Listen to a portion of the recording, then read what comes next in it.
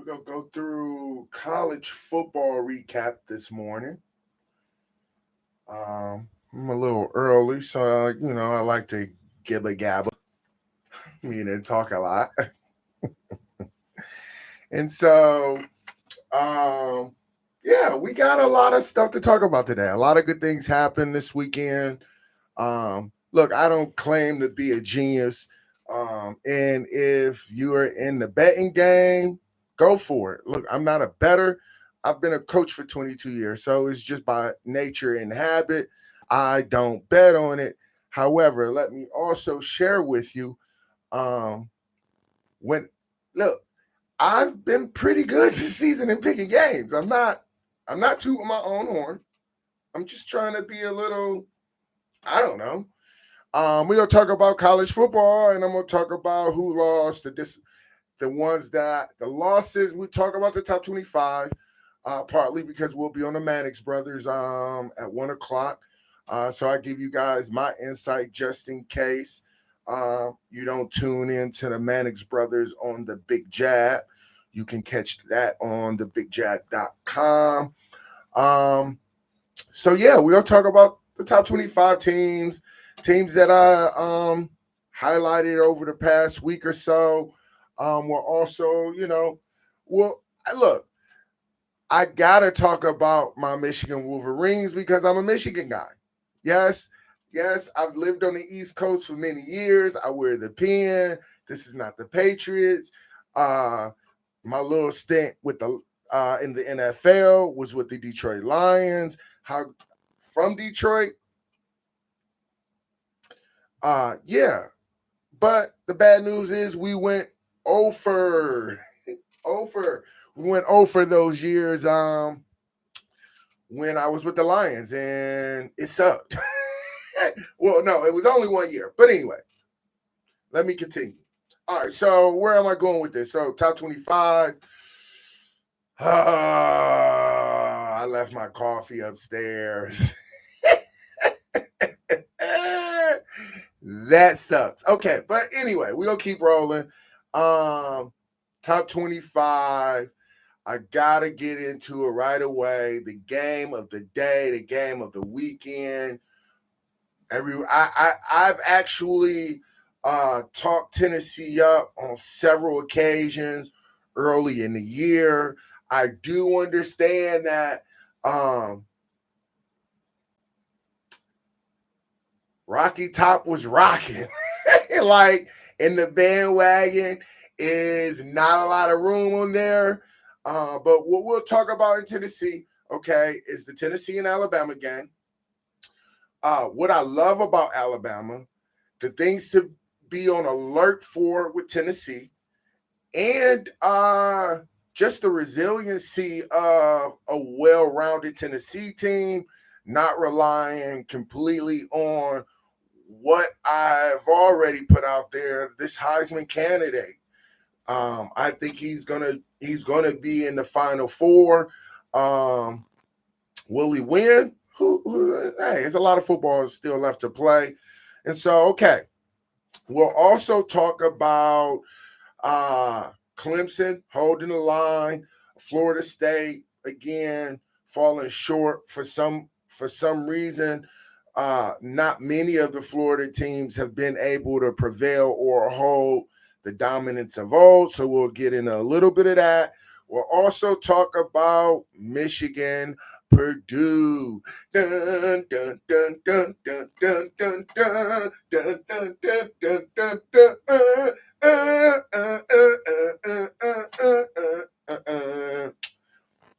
I used to have to play that song. I still know it. Anyway, we'll talk a little Big Ten. We'll talk Big 12. Obviously, the upset in the Pac-12, and we'll finish off with a little SEC in terms of top 25. I will get into the small ball effect, which I think does not get enough love. We'll talk the CAA, NEC, Patriot League, Ivy League, and we'll dabble in a little Division 3. And so as we get rolling, let's back it up here. Okay, so my man Hendo Hooker. All right, this kid's legit, man. It's really not much else to say other than that. However, I recognize that not many people may have seen him on the major stage. In fairness to Tennessee, this might have been, I want to say, their first legitimate, well-known, well-documented test, right? They're undefeated. For those who don't know, they've played Ball State. They played Pitt. Pitt is a formidable opponent that they put 34 points up on. They play Arkansas, who we thought was going to be real, but they're not. Florida, LSU, all victories. And so you could probably say, and it was Arkansas State, not the Razorbacks. So you could probably argue like, yeah, they didn't beat anybody. And that was my entire hesitation or reservation about Tennessee until I evaluated the Tennessee team overall. And when I evaluated them overall, I'm looking at them from a defensive standpoint. Listen, they give up points, but in today's game, you're not holding many teams unless they're having just emotional and mental lapse. You're not going to hold teams, good teams in the SEC. For the most part, every team could really knock you off if you're not wired and all on the same page. So all things considered, like their defense, they're giving up roughly around, I think they're giving up like 19, 20 points a game. This is not all factual. In conference, they're probably giving up a little bit more. But all things considered, I evaluated the entire package. The defensive line is legit, okay? These dudes get after it. The other part, I also like the defensive scheme. They're doing a lot of different things. They're 4th down traditionally, but they're adding some NFL concepts, overloading one side and pushing the coverage to push the coverage away from the overload, bring the non-overload side. And they've done some pretty good things. I won't get into all of the schematics because who cares? Second thing, I evaluated Hendo Hooker's. Yeah, he's legit. What I love about him, his emotional maturity. That's the thing that really jumps off the screen with the kid. However, the first time I saw him get emotionally flustered was versus Alabama. After the turnover that resulted in a touchdown. That next series, he was all over the place. And he visually, look, you're going to be flustered and frustrated. You're playing Alabama. But for the first time, that was the first time that I saw him show his frustration.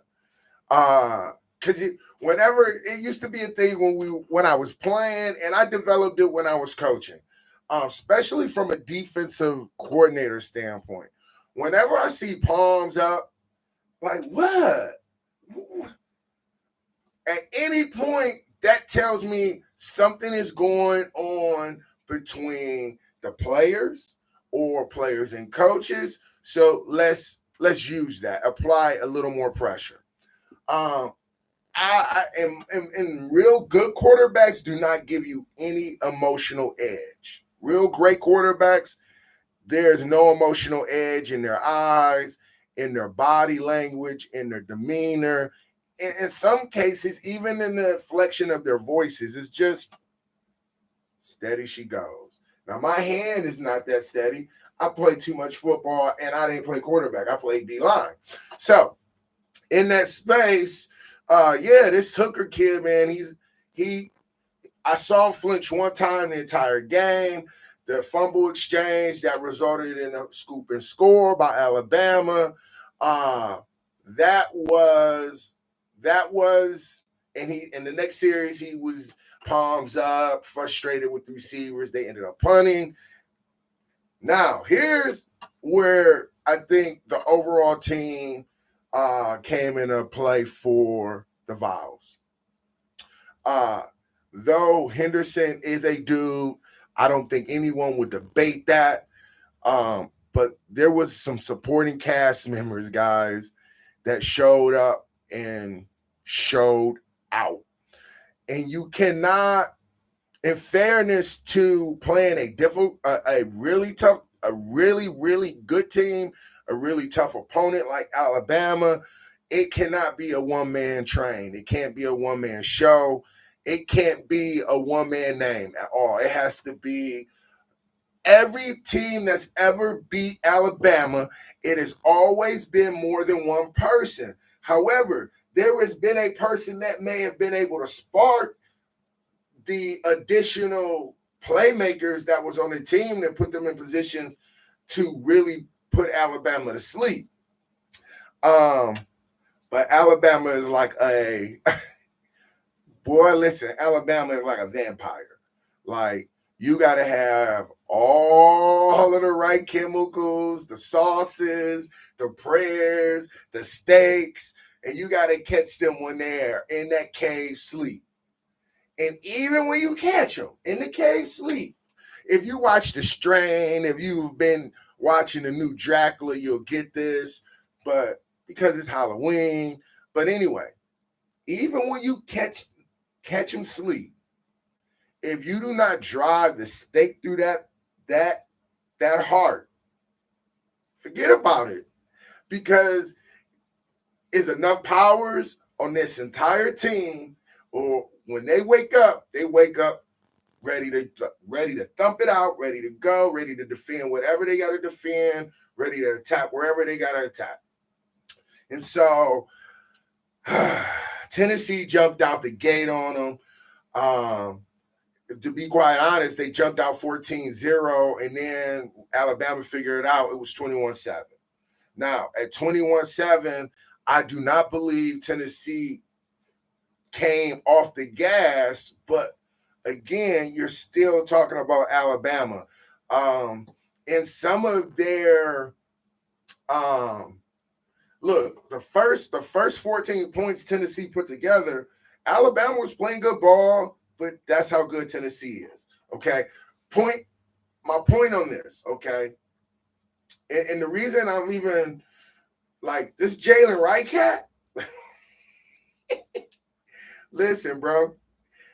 I'm gonna tell you, like, and it may not, and I should not just give him the first opening door, but here's why. He had some big time runs and some critical situations that relieved Hooker from having to make the play. Period. Relieved him completely.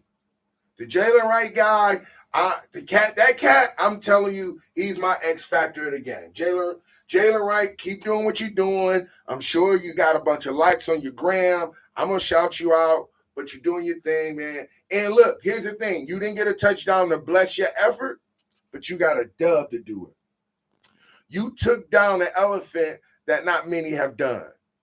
And so shout out for you were like Johnny on the spot. I wish you had got some pay dirt for it, but this is what makes you a shout out in my book, because your 12 carries, man, for 71 yards was not weak. And those 12 carries on those 3rd and 4s and 3rd and 7s, you showed up, bro. You showed up. And I also want to say, because the carries and how, like, you carried the ball when it mattered, and you got busy when it mattered. You didn't fumble. Actually, what I'm not sure on was it you or Jabari, but needless to say, Jabari Small, Jalen, y'all did your thing, man. I got a ton of respect for you guys, because you came in with the idea, like, Like, we going at Alabama, and I thought y'all ran the ball extremely hard. I thought you were physical. Both of you were explosive. And at the end of the day, y'all both equaled out 12 carries. You had, hey, listen, and one had a touchdown. And bottom line is the running backs is the player or the X factors of the game. Shout out to Jay Wright, my man Jay Smalls. Y'all did your thing, man. I like how y'all run the ball. I like the explosiveness. I like your decisiveness. I like your patience. Now, whatever happened on that exchange, I'm sure coaches have cleaned that up. But shout out to you two guys, man. Y'all did your thing. And I think you guys were the difference in the ball game, straight up. Okay, now, as I talk about them being the difference, let's talk about the star of the game. Star of the game, straight up and down, my man Hooker, okay? Look, he threw the ball. Yes, he threw a pick, but look, that pick, don't let that even, and that was a legitimate pick, it wasn't it? I'm not making excuses for that pick, but here's what I'm going to say. That pick was not the part that I saw the frustration start, because that pick happened early for the most part. The frustration hit when Alabama took the lead. But when Alabama took the lead and then the defense got that stop, this guy, guys, listen. Now, here's where we're going to go. I'm going to give it to you like this. The man went 21 for 30, 5 touchdowns, yada, yada, yada, yada. Okay? But here's where it hurt, and here's where it went down, okay? Alabama missed the field goal, and when the field goal was missed, I'm thinking, okay, maybe this goes into OT. I'm also thinking when the field goal is missed, if this goes into OT, it won't look well for Tennessee. Because even though you're at home, going to overtime with Alabama presents a different challenge, because now you're not working the full field. You're playing in a box that, for the most part, most offenses and defenses play at the 30. So the fact that it didn't have to go to overtime was huge, okay? But the first pass that was completed went for 18 yards. That put them at the 50. Now I'm saying, oh boy, we got a game. Now I'm saying, is this Alabama defense going to show up on a level that I'm saying, oh, there it is. That's why you can't beat Alabama, because even in the executional mistake, they stop you, turn the ball over, something happens, and then they go win the game. That was not the case today, boys. This man, Hooker, I call him Hendo. I wonder who his people call him Hendo. Okay, so anyway, my man Hendon Hooker, he goes, look, here's the kicker. He goes, the first pass, he throws for 18 yards and puts him on the 50, okay? 1st and 10, all right? Completes a pass for 27 yards. Now I'm saying they're in trouble, because now it doesn't matter what they do. The fact that he had 2 shots, keep in mind of the clock, he got the ball at 15 seconds. So you don't have a whole lot of room here. You have 2, maybe 3 shots. Timeouts don't matter.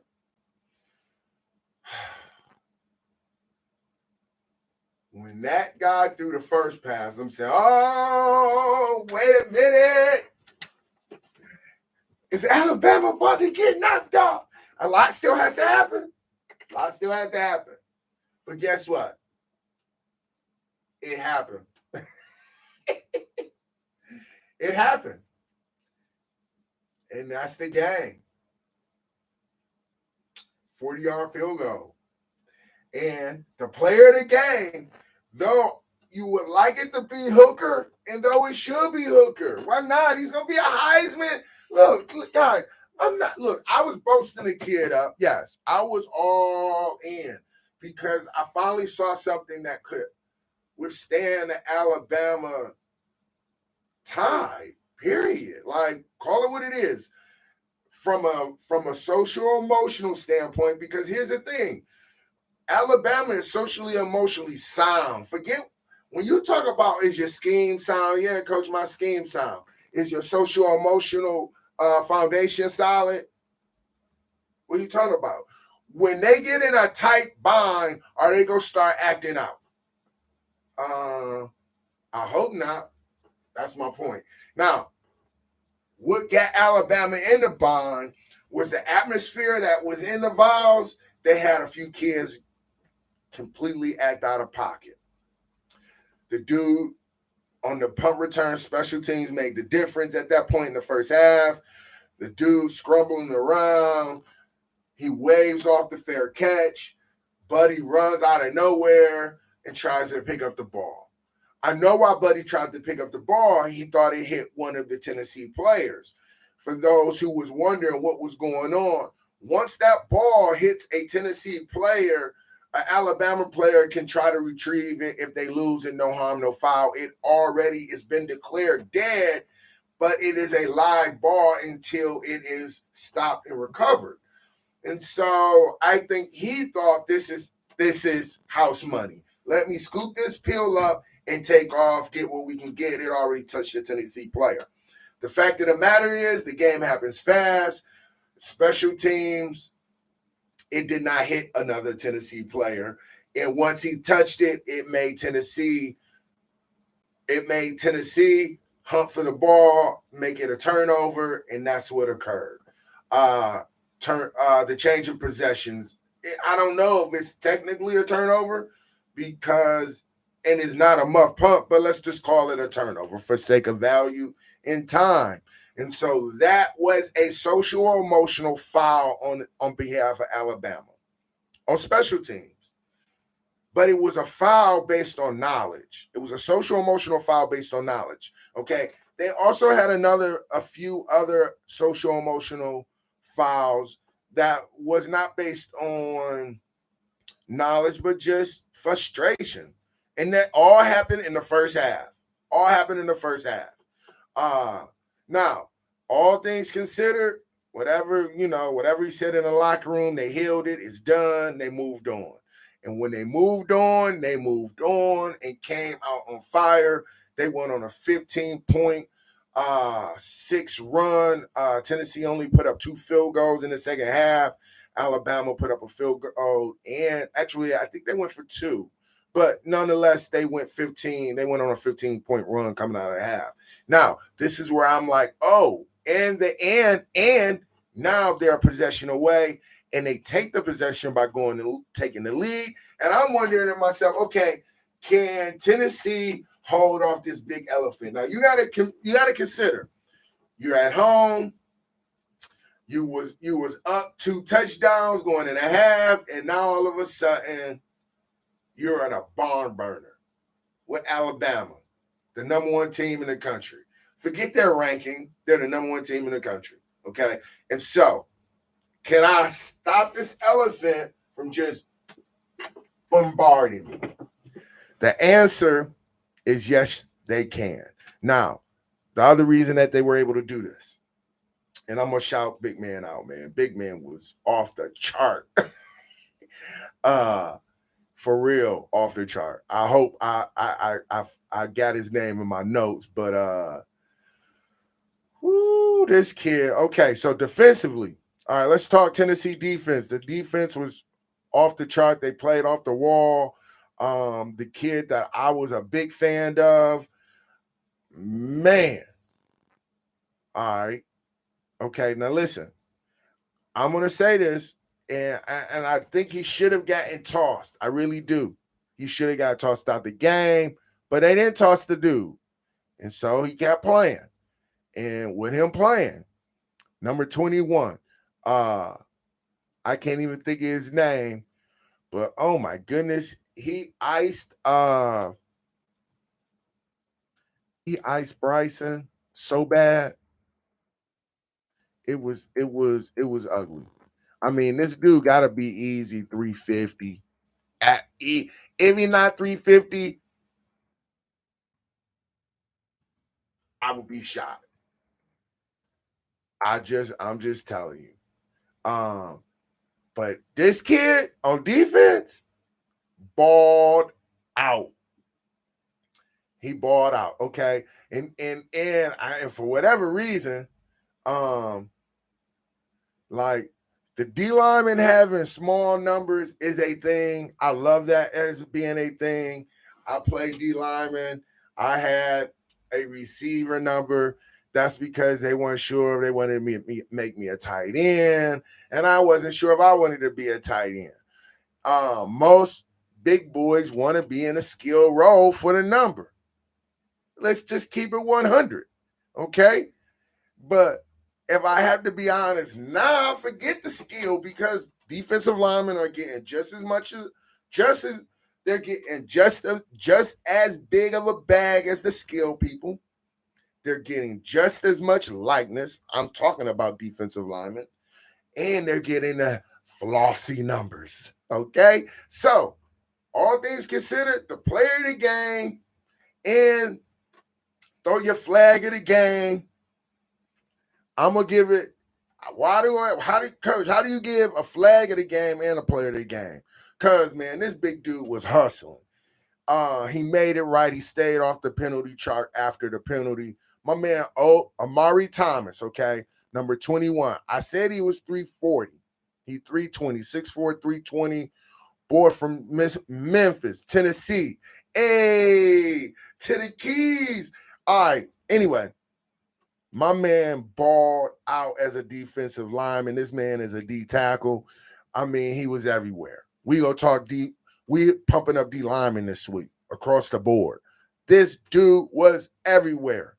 I mean, the first hit when he unloaded on Bryson, like the gray area, he didn't lead with his helmet. He didn't lead with his forearm. Like, but this dude is 320, and Bryson is what?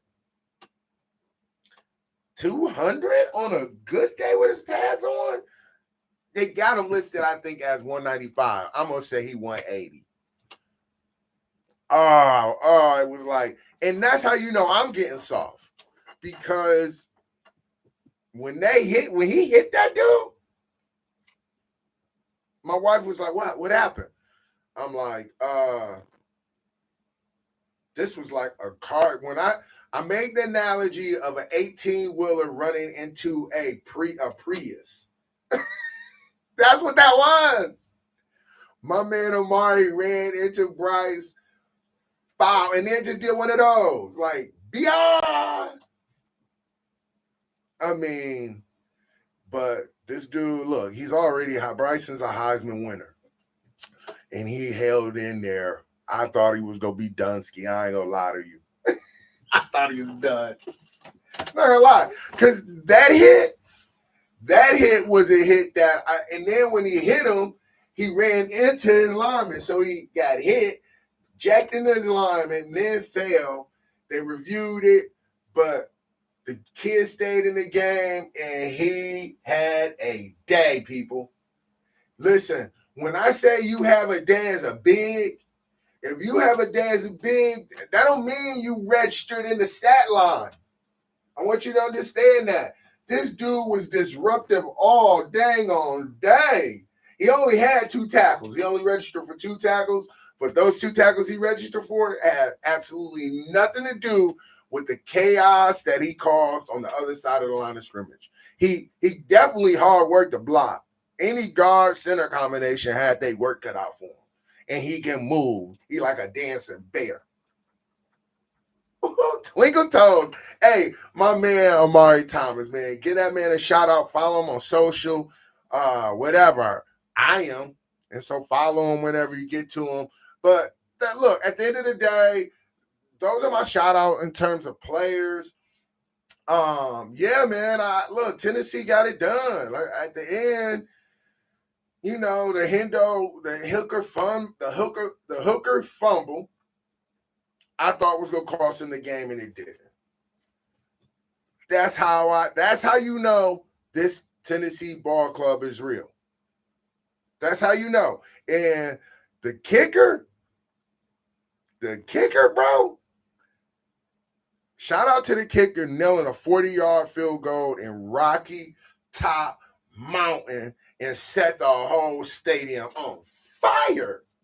Chase McGrath, I don't know if you any relation to the McGrath family, I know, but if so, that explains a lot because they made a lot of plays on the football field. But bro, no, you from California, not even close. Chase McGrath, shout out to your legs, shout out to them 40 yards, shout out to you having ice cold veins, bro. All right, we moving on. We gonna move on. We gonna keep it rolling. All right, Michigan. Michigan got it done. As we talk about Michigan, I was a little disappointed in the opening of the game because I thought the rest were gonna try to let the like. There's a difference when I watch Big Ten football and SEC football. Like, and so it actually, even in how the refs call the game, and I'm speaking more to the refs. The atmosphere, both atmospheres are off the chart. They're playing in the Big House. The Big House is the biggest, one of the top 5 biggest stadiums in the country, college football. And so they're playing in the Big House. Okay. Everything is line now. It's a line to go. Penn State and Michigan, this was a big game for both parties because Penn State is finally in a position where it's like, okay, James Franklin stayed. Now, what you go do with it? What you got? Okay. And they're in a ranking position where it's sweet. It's sweet. Look, I wanted Michigan to win. I just thought we were going to see. I expected to see the kind of game that was going to be. Now, Michigan put up 41 points. Penn State got stifled out the gate. And it wasn't even by score. It really wasn't by score. It really was by energy. Penn State was missing a lot of the. And here's probably why, and this is why I started this. Number 6 for Penn State. The first play of the game, he bodies the running back. Bang. Not even an OD. As he's tackling the running back to body him, they're blowing the dead whistle. Flags go off. They're talking about should they eject this kid. That's the first play. I want Michigan to win, but the first play, you're setting the tone, and that tone was set in advantage of Michigan because it slowly dialed down that Penn State defense. And I think this defense was built to battle with Michigan's run game, with all of the zone pressure Coach Diaz has been doing. This was a good game for them to really cut loose. But out the gate, he turned down their juice. And when I say he, the refs, that flag set a tone for how Penn State was going to play defense. And unfortunately, they were not able to recover. Look, J.J. McCarthy, he had an okay game. I think what makes him good, he has not yet embodied. What makes him really good is, look, he can throw the ball. You got a great running back. A few times he was in a play action, which it doesn't have to be under center. He just got to let it rip, man. And now a lot of a quarterback just letting it go has a lot to do with the trust that he has in his receivers. The receivers have not really lit me on fire this year, although I wonder, is Edwards related to the Edwards of old? I'm not sure. But be that as it may, he was a running back anyway. But anyway, the receivers I think we're athletic enough to do it. But will we be athletic enough to do it versus Penn State is the question. That will always be the question. And right now, I'm going to say no. But that is not to say That is not to say the run game didn't light me on fire, boy. Hey, now I don't know if they go give. I don't know if they go give my man Blake Corum a shot at the Heisman. It is so hard to be involved in Heisman conversation as a running back. The last running back to be in the Heisman conversation at Michigan was shout out Hart, who is now unfortunately he is in stable condition, but he's not doing well. But again, man, this dude, I don't even know how Marshall let this dude get out of Virginia. First off, this man is from Marshall, Virginia. He's not even a Michigan kid. This man he 5'8" on a good day, but he a bowling ball. Easy 210. Easy 210. Now, all that being said, the man is going for easy $150, $175 a game. A game. Like, what is he averaging a game? He's averaging 166 yards a game. 2 touchdowns a game. He is Heisman worthy. But here's what will seal the deal. Okay. They handle Penn State. They handled Penn State. They did everything they were supposed to do to Penn State. I thought Penn State was going to give them a little bit more. Unfortunately, they did not. But here's a telltale for Michigan. All right. Here's what I'm going to say. All right. Here's what their schedule looks like to finish. And the schedule is set up pretty now. They got rid of the team that I thought was going to really give them a battle. They beat Penn State. I really thought Coach Franklin was going to, if he was going to do it, I thought this was going to be the year to do it. I thought his defense had a lot of juice in it. I thought he had the receivers and the running back he needed. The quarterback, unfortunately, got a little trigger shy. I think the big house was just a little too big at the end of the day. And so here's what Michigan looks like moving forward. They have Michigan State, trap game. Rutgers, at Rutgers. They should take care of Rutgers in New Jersey. They have Nebraska, at Nebraska. I love Coach Whip. Shout out Coach Whip. Coach Whip will push that defense and make them make adjustments and make tackles because he will run the ball, but his pass game is going to be based off you not making the formational adjustments that you need to make. But all things considered, they should beat Nebraska. Illinois, the Fighting Illini, they are a team to talk about. I'm not going to talk about them. If track game, that's what I call a track game. The game that they have to be able to win, period. They got to beat Ohio State. If they beat Ohio State the week of Thanksgiving, and Blake Corum is not a Heisman candidate, they've been robbed. All right, moving on. That's Michigan. And we're done out of the Big Ten. I'm done with the Big Ten. I'm done. That was it. That's all. That was the only thing that was exciting about the Big Ten for me. Clemson took care of business against Florida State. DJ is still reeling it in. They put up 34 points. Florida State is struggling. I wonder why. I don't know why. There are more players from Florida in the NFL that have not gone through Florida State. And for whatever it's worth, they're not short on facilities or money.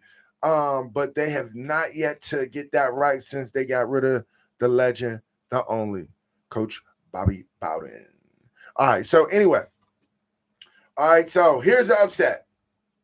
And I don't know if you thought it was an upset. I spoke to my man. I spoke to my guy the other day about the squad. And the reason I spoke to him about him is because TCU,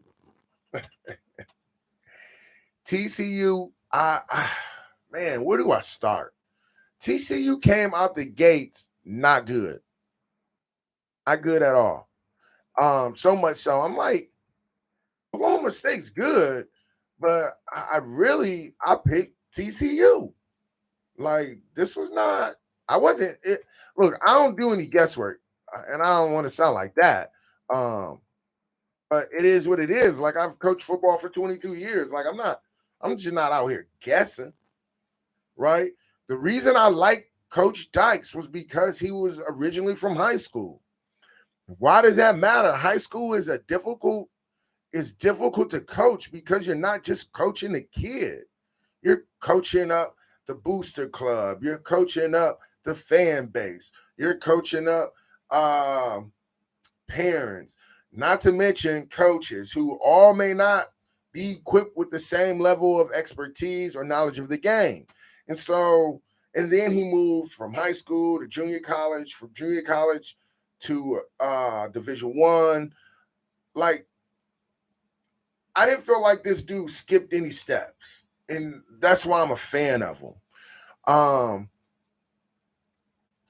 And me being a fan of him does not mean that I did not evaluate his ball club, right? I think he got a good ball club, period. I like everything he's doing. Like they play with a great balance of run and pass. And when they were down, and I thought they were going to lose, because here's the kicker. Oklahoma State jumped out on them.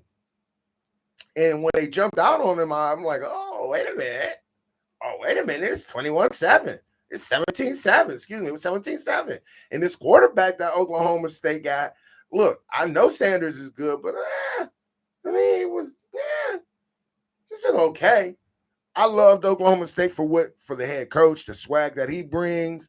I'm not familiar with the culture of Oklahoma or the Southwest that much like that, but as far as I'm concerned, he's always in a conversation. He always wins his bowls. He always goes to a bowl. Always is a tough word because no one always and no one is never. But for the most part, he wins his bowls. He goes to his bowls. And he beat some good time. He beat some big time opponents over the years. Now, when they jumped out 17-7 on TCU, TCU covered the gap.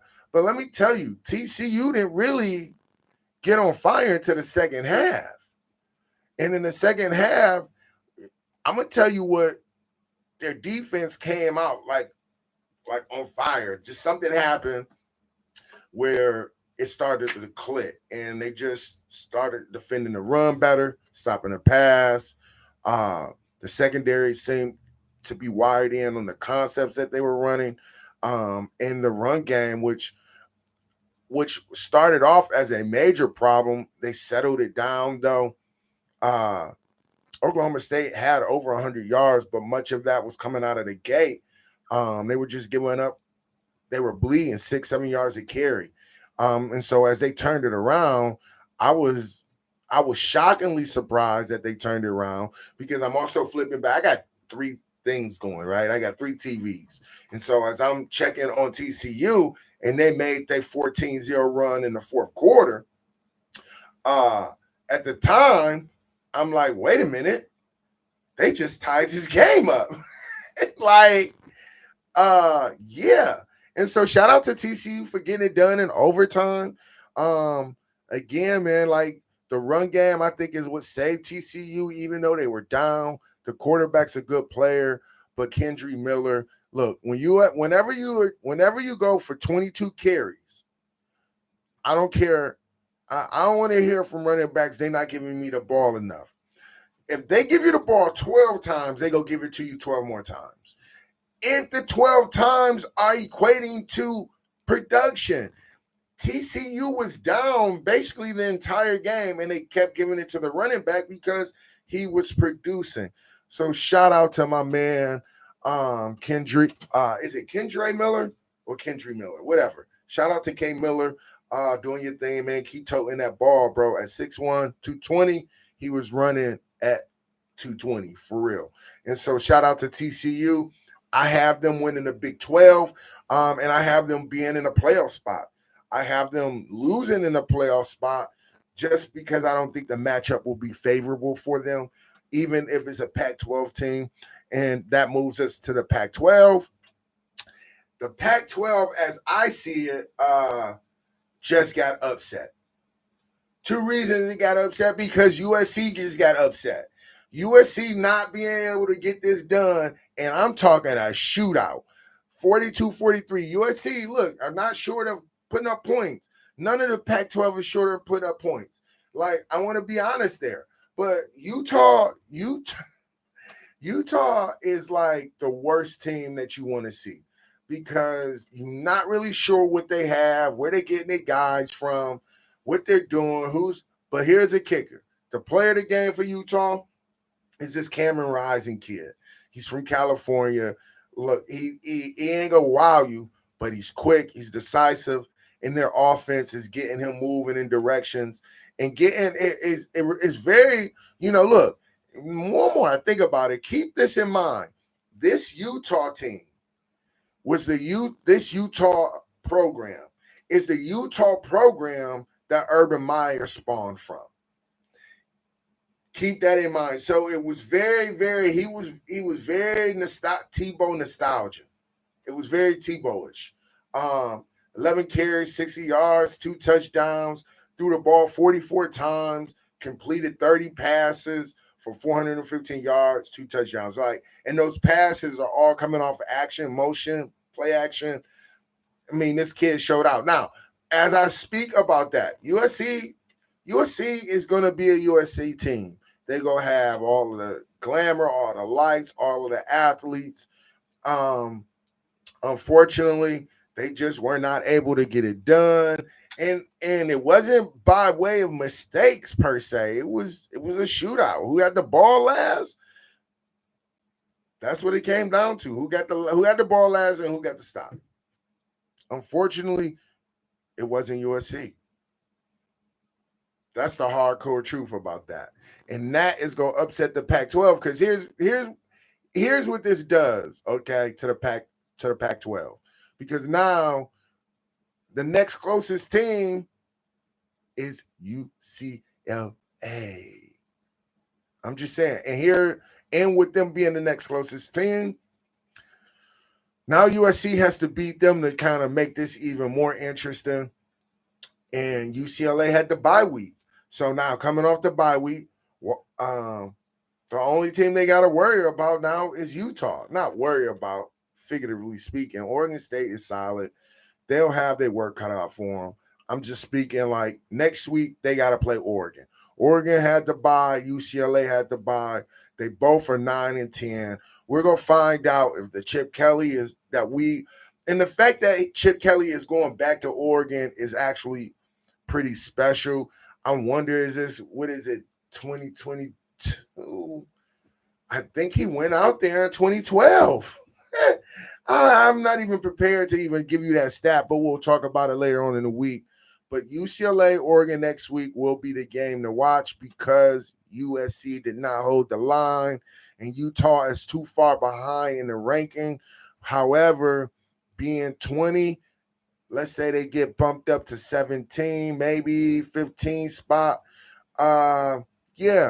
If they can continue to go undefeated, they'll be right where they want to be, playing a UCLA and or Oregon, who will only have one loss or one will be undefeated. And so the Pac-12 will be a interesting finish. Can't wait to see how that closes out. All things considered, is a three-team race now, right? You have UCLA, you have Oregon, and now Utah. USC will upset somebody, and you would hope the other teams don't get upset. But that's the game to watch for next week. And why are we talking about next week? Because USC got beat by 42-43, period. All right. So that is our top 25 hour. Look, shout out to Bates College getting it done. The CBB is going to be interesting. I'm not sure what the tie protocol is if Bowdoin beats Kobe, but right now Bates is on a 2-win streak, and they're going for their third. As they go for their third, it will it will be their most challenging game because I used to say, And I still say, every game that you win makes the next game bigger. Period. You win this week, your next game is bigger. And here's the kicker about why the next game is bigger, because the next game is Middlebury. Middlebury is a heck of an opponent. We're not even going to act like they're not. I think, up until who did Middlebury play last week?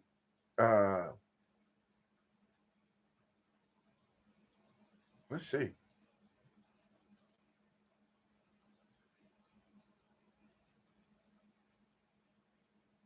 All right, let's see what happened here. Why do they do it that way? Oh, baby. Yeah. So yeah, this is a big game. Look, Bates got Middlebury. Middlebury just came off a loss to Trinity 21-27, and you knew it was going to be a barn burner. The good news is Middlebury has to come all the way from Vermont to the Lou. Let's go. Reel it up, crank it up. Hey, man, I'm proud of my boys over there. Shout out to Coach Cohen getting his second win in a row. Hey, you're only as good as your last game, and your last game was against Bowdoin with a W. Now, let's go get this mountain lion coming from Vermont. Go get Middlebury and keep this thing rolling, boys. Hey, it's your time to run the table, so run it. All right, so now we're going to talk a little CAA play. We're going to work backwards. The reason why is because the game that I had, and I wish I could have gone down there. Shout out to my man, Coach Patterson, down there at Rhode Island. I got a few coaches down there. My man, Hot Wheels, I see y'all running that rock. I see y'all pounding that rock. I ain't mad at you, bro. I'm not mad at you, Steph. Look, man, it's two coaches I that's on that staff that I've coached on different staffs with. But here's what look. Rhode Island threw the ball 29 times for 201 yards. They only completed 17 passes. But here's what, and I told you, I'm shouting out the bigs, okay? And I shout the bigs out by way of the running backs, okay? They ran the ball 32 times for 200 yards. Hot Wheels keep pushing that ball down the field by giving that ball and let the running back move it down the field. And now, my man, Coach P, I know you're a receiver because you're like, man, receivers, I feel you. I feel you. Shout out to the dude Summers. Look, I'm gonna try his first name, Cathro Summers. He did have 70 yards on the day with 5 receptions, and that was notable. But I'm gonna tell you what was the notable deal of the day was that defense. Because Elon, it was coming off of some really big games and some big wins. And the two coaches over there, head coach over there, I know pretty well, and the defensive coordinator over there, I know pretty well. Both of those guys they've worked together over the years. Elon they have a great thing going over there. Okay. And Coach Trish over there is doing a great job. I follow him on social. If you do not follow him on social, give him a follow. But that Elon game versus Rhode Island was all to be. The defense has showed out. Listen, when you have a 10-17 game, that means the defense came to play. And it doesn't necessarily mean the offense was trash. Like Rhode Island deliberately, I think, although whether you say the quarterback played well, I'm going to say the defense played very well. Rhode Island countered the defensive presence in the secondary, the blitz game, everything that was going on. And being that Elon is a 3-3 stack, they made a decision to run the ball 32 times, get it in the teeth of that defense, the gut of that defense, and it worked out. That's a time possession game. But be that as it may, I think the fumble and the interception by Elon is what made the difference in the game. And unfortunately, that caused Elon to lose up in the northeast of Rhode Island. And so shout out to Rhode Island and the CA. Listen, look, the CAA is gonna come down to an ending, a photo finish. I can promise you that it has not come down to a photo finish, and it has it always, or nothing is always, nothing is never, but most times it comes down to a photo finish. Everyone needing someone to beat someone, and everyone needing someone not to show up. And so, though Elon is 3-1, so is Rhode Island at 2-1. They both have one conference loss. But please be expected that the trip is not getting any easier for Rhode Island, where they now have to travel to New Jersey Monmouth, who was a Big South opponent, but now they are back home in their region in the CAA, in the South Shore. Beautiful neighborhood, beautiful community, great coaches over there. I intend for that to be a battle. And so shout out to Rhode Island. Now, all right. So now last week I did shout out the kicker from William and Mary. And so if you really need to know who we're going to shout out this week, we're going to shout out an entire group. All right. Why are we shouting out an entire group? Because shutouts are hard to do. Shutouts are so hard to do. Your entire defense has to be wired like AT&T, Spectrum, Verizon, Sprint. Everything has to be like so sweet on the dot. And to keep in mind, no offense wants to be shut out. And so to be shut out is to be, to be frowned upon, to say at least. You'll be walking through the halls like Game of Thrones, them throwing stuff on you, shunning you. Shame, shame, shame, you've been shut out. Shame. Like, that's how hard and painful it is to be shut out on offense. But that is also how difficult it is to do on defense. And so, Coach, well, where are you going with this, man? Well, give me a minute. Give me a minute. Can I take my time? All right. Listen, why am I shouting them out? Because of my man. I got a few coaches over there that I've coached with, coaches that I've played against. The head coach over here is replacing a legend, but he is also a legend in the record books over there. And so the players of the game for me that I will shout out and tag, I doubt the defense has their own social, but I'm going to tag the football club, is the UNH defense. They shut out a very physical, run-oriented Dartmouth team that I've watched and have coached against. They're very disciplined. They get after it. They're very deliberate and calculated with their third downs. And they want to run the ball. And when you go into a game knowing the team wants to run the ball, offensively, you have some decisions to make. Offensively, you say, hey, they want to run the ball. They want to run the ball. We want to run the ball. And that's what Dartmouth did. And that's counterintuitive to what you might think of New Hampshire, considering they've had all of the great passes over the years, including their head coach, who is a record holder there at UNH, Coach Santos. Say that. I say all that to say they ran that ball 43 times. Okay. Dartmouth wants to run the ball. Okay. Now, they did throw the ball, but they were very efficient in doing so.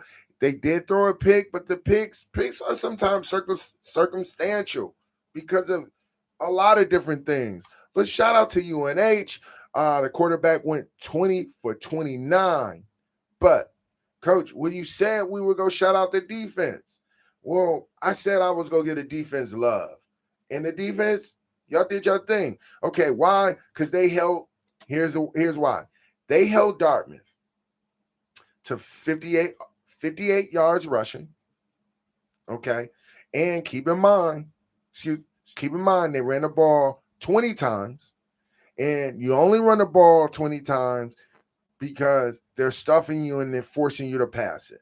Now, also, they did not go all over the place throwing the ball. They only threw the ball 27 times. And so they were very calculated. And when they held the ball. They were very efficient on third down. They held Dartmouth to only 2 first downs and third down.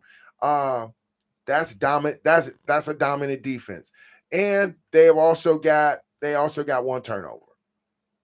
Time of possession was 38 minutes to 21 minutes.